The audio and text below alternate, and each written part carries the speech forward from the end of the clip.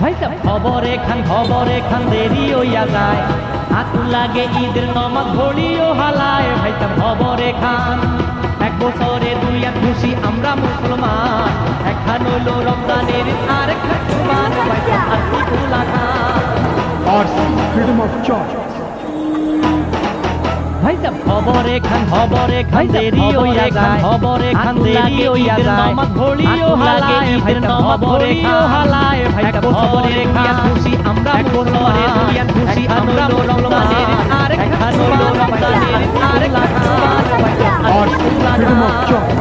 RC Freedom of Choice.